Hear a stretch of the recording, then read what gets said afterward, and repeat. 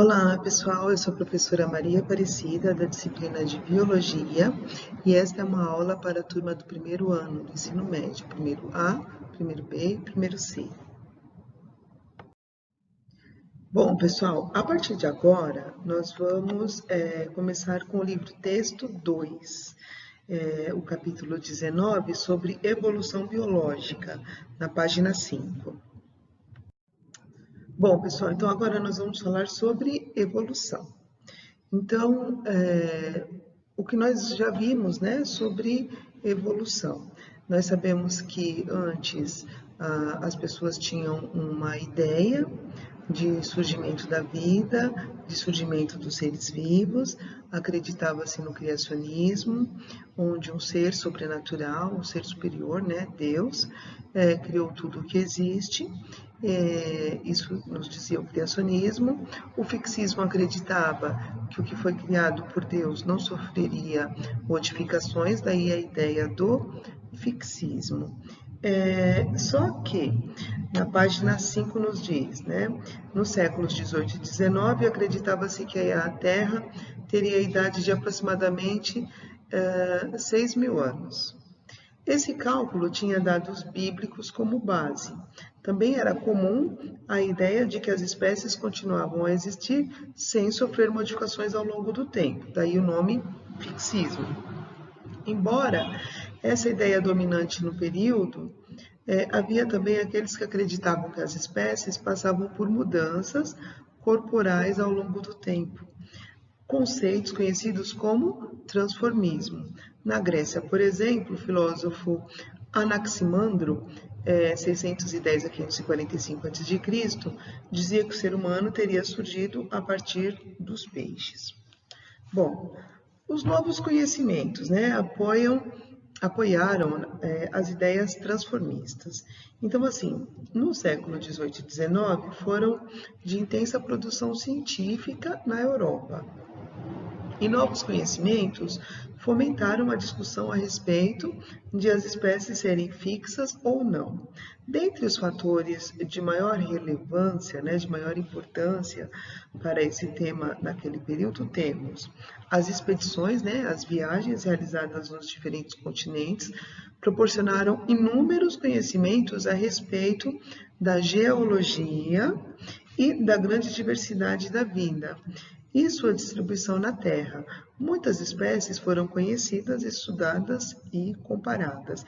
Então, as ideias do transformismo, elas ganharam força nesses séculos, né, 18 e 19, principalmente por causa dessas expedições.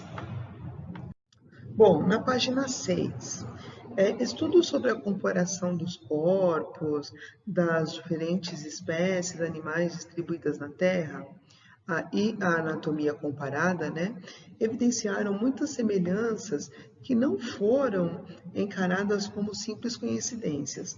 Então, elas foram consideradas indícios de que uma espécie se dispersasse para diferentes regiões. A influência dos ambientes levaria a desvios em relação à forma original, resultando no surgimento de novas variedades. Então, eles acreditavam que o ambiente tinha a ver com essas mudanças, com essas transformações. Sendo assim, leões, tigres, leopardos e guepardos seriam todos descendentes de um mesmo ancestral em comum, assim como o elefante africano e indiano, que seriam descendentes do mamute.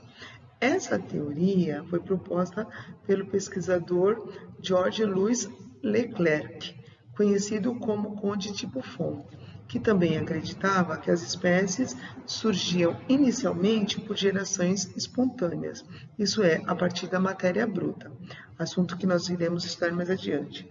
Então, assim, o estudo da geologia promove uma grande revolução no pensamento científico.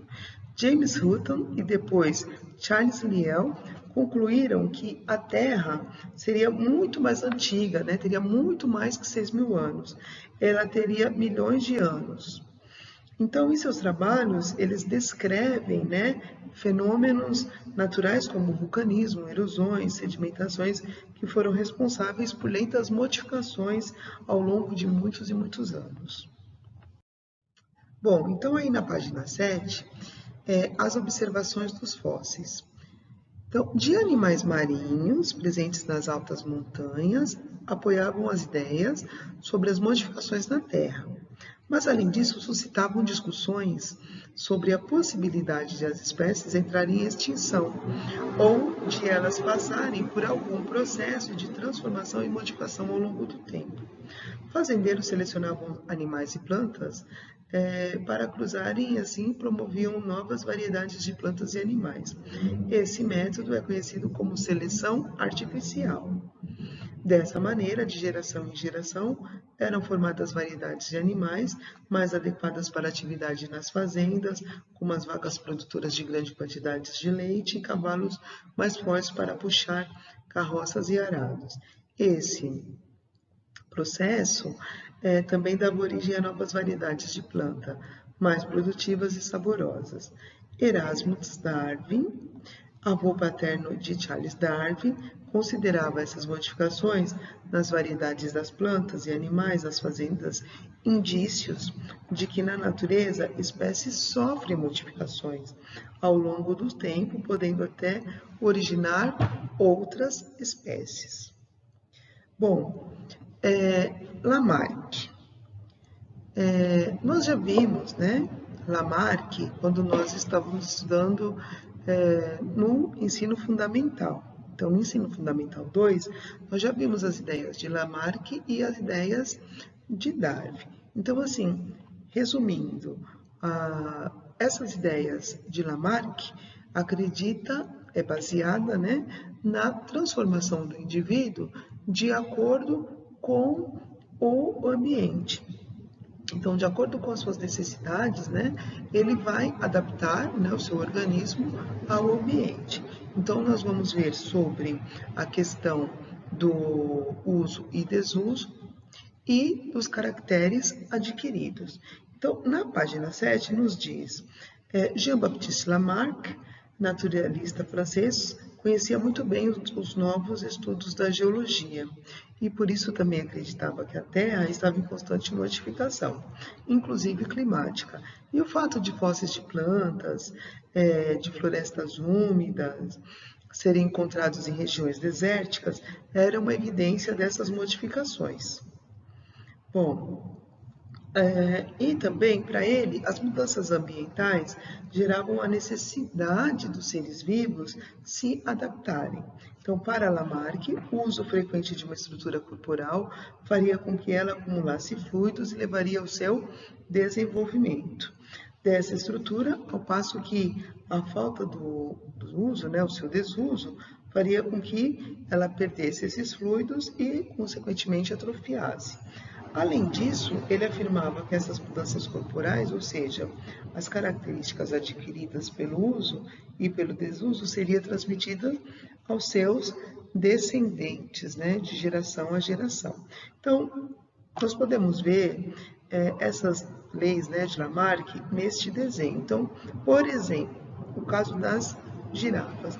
Então, Lamarck acreditava que existiam girafas de pescoço curto, e que elas não conseguiam acompanhar, não conseguiam alcançar a folhagem do topo das árvores, da copa das árvores, que elas precisariam para se alimentar.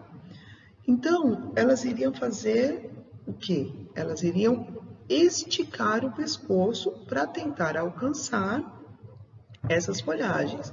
Então, assim, de tanto esticar o pescoço e as suas pernas para alcançar as folhagens, de tanto estimular, né, usar esses órgãos, né, esses membros, o pescoço e as pernas, com o passar dos anos, o pescoço da girafa foi ficando cada vez maior. Esse seria um exemplo de uso. E essas girafas que tinham o pescoço curto e agora têm o pescoço longo, quando elas fossem se reproduzir, quando elas tivessem seus filhotes, os seus filhotes já teriam um pescoço longo. Daí nós damos o nome de caracteres adquiridos.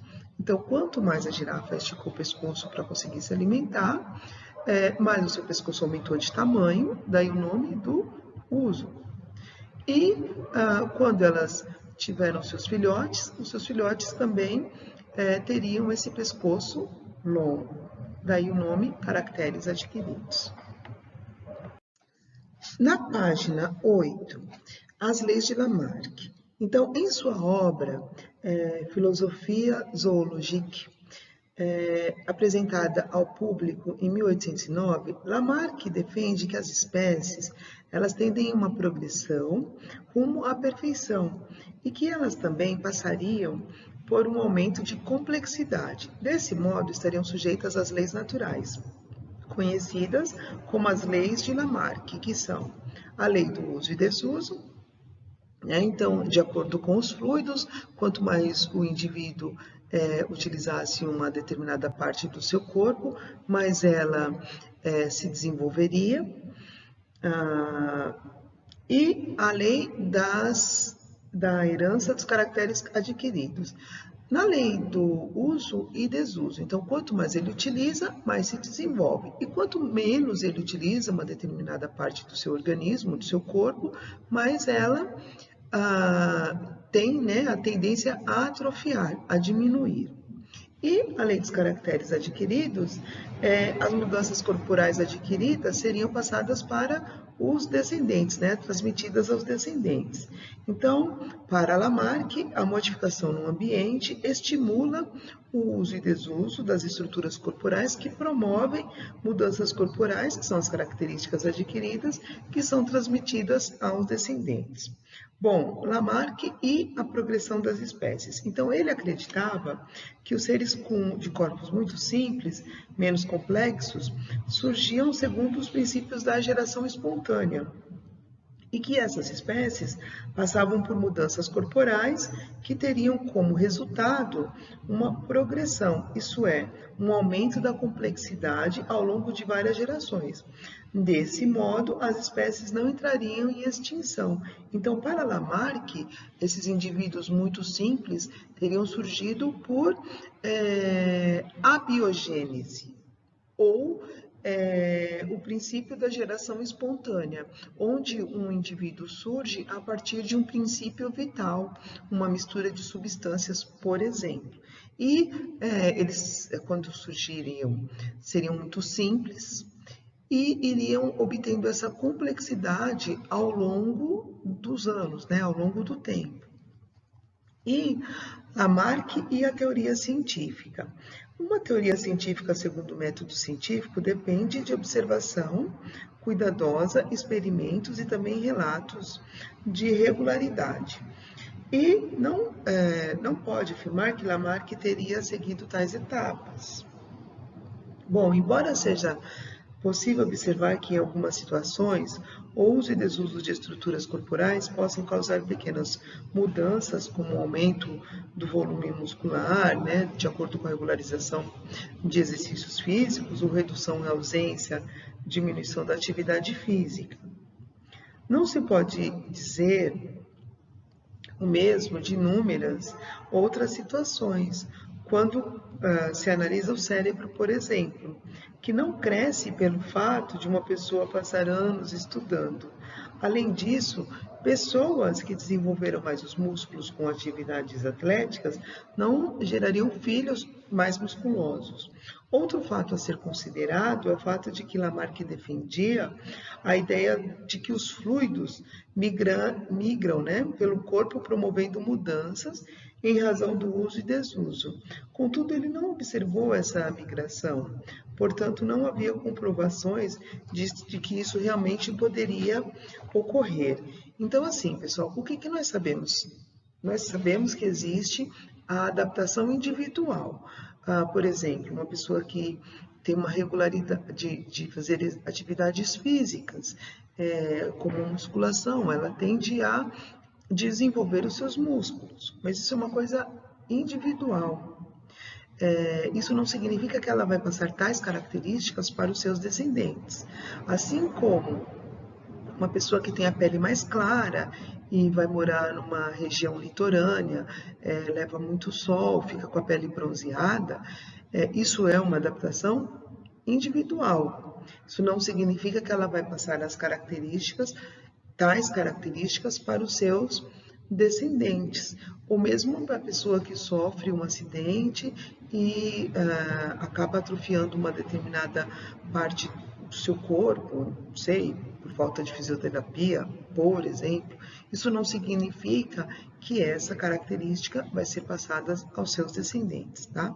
Então, o Lamarck, ele acreditava primeiro na geração espontânea, ou a teoria da abiogênese, onde acredita que os seres surgem de um princípio vital, de uma mistura de substâncias, e com o tempo eles, por imposição do ambiente, né, eles teriam que ir adquirindo uma maior complexidade para poder sobreviver no ambiente. Essas eram as ideias do Lamarck. Bom, eu vou pedir para vocês fazerem o exercício 1 da página 263 e vou pedir para vocês fazerem também os exercícios das tarefas mínimas e das tarefas complementares. Então, eu vou pedir para vocês fazerem do exercício 1 ao exercício 10 do capítulo 19. Pessoal, muito obrigada e até a próxima aula.